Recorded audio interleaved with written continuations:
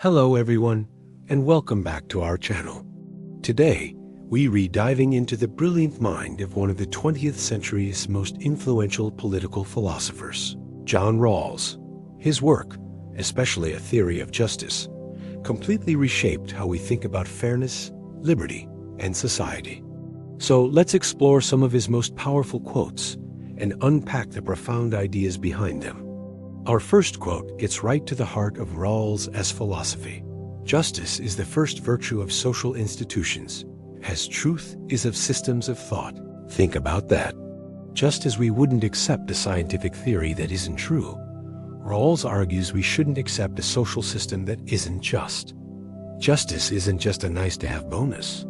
It's the absolute foundation. If a law or a government policy is unjust, it doesn't matter how efficient or popular it might be. According to Rawls, it must be reformed or abolished. This sets an incredibly high bar for our society and challenges us to constantly evaluate whether our institutions are truly fair for everyone. So how do we figure out what's just? This brings us to Rawls's most famous thought experiment, captured in this idea. The principles of justice are chosen behind a veil of ignorance. Imagine you're about to be born into a new society, but you have no idea who you'll be. You don't know your race, your gender, your talents, your wealth, or even your personal beliefs. This is the veil of ignorance. From this original position, what kind of society would you design? You wouldn't create rules that favor one group over another, because you might end up in the disadvantaged group. You'd want to build a system that is fair to everyone, especially the least fortunate, just in case that's who you become. It's a powerful tool for thinking impartially about justice. This leads us directly to the core principles Rawls believed we would choose from behind the veil. The first is what he called the liberty principle. He stated each person is to have an equal right to the most extensive basic liberty, compatible with a similar liberty for others. This means everyone gets the same fundamental freedoms: freedom of speech, of conscience, the right to vote, and so on. My freedom can't be used to trample on your freedom. It's about creating the maximum amount of liberty for every single person, equally. This is the non-negotiable bedrock of a just society for Rawls. Your basic rights can't be traded away for economic gain or the greater good. They are fundamental. But what about economic and social inequality? Rawls was a realist. He knew that differences in talent and effort would lead to some people having more than others. This is where his second, and perhaps most revolutionary, principle comes in. It's called the difference principle, and it's a two-parter. He wrote that social and economic inequalities are to be arranged so that they are to the greatest benefit of the least advantaged. This is a game changer. Rawls isn't saying everyone must have the same income. He's saying that any inequality that does exist must be structured to make the people at the very bottom of society as well off as they can possibly be. So a CEO earning a huge bonus is only just if the system that allows for that bonus also works to significantly improve the lives of the poorest workers, perhaps through job creation, higher wages, or tax revenues that fund social programs. It's a radical call for an economy that serves everyone, not just those at the top. The second part of this principle is about opportunity. Rawls stated that these inequalities must be attached to offices and positions open to all under conditions of fair equality of opportunity. This goes beyond just saying, the door is open.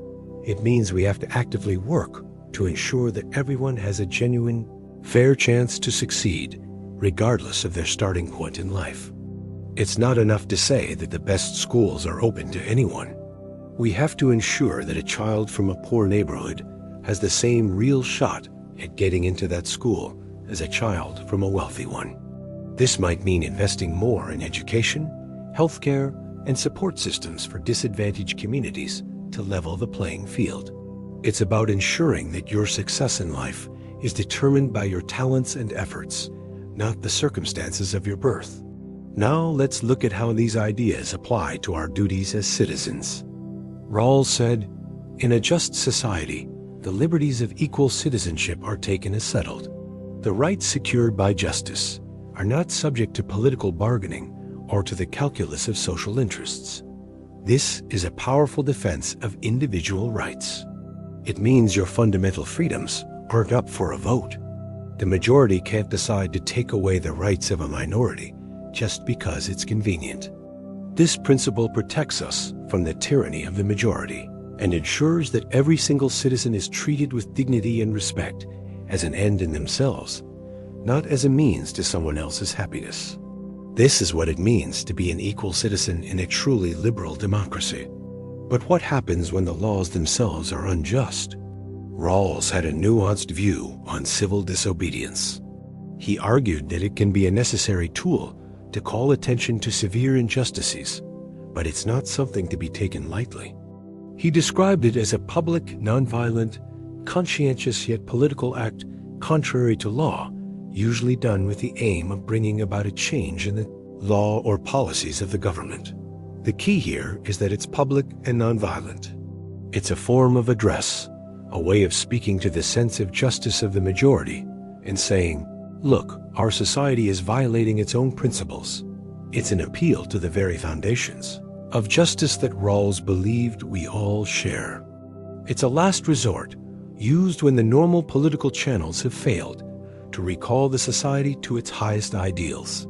Another crucial concept for Rawls is what he called public reason. He wrote, citizens are to conduct their public political discussions of constitutional essentials and matters of basic justice within the framework of what each sincerely regards as a reasonable political conception of justice. What does that mean? It means that when we're debating fundamental laws and rights in a diverse society, we should use arguments that all citizens, regardless of their private religious or philosophical beliefs, can reasonably be expected to accept.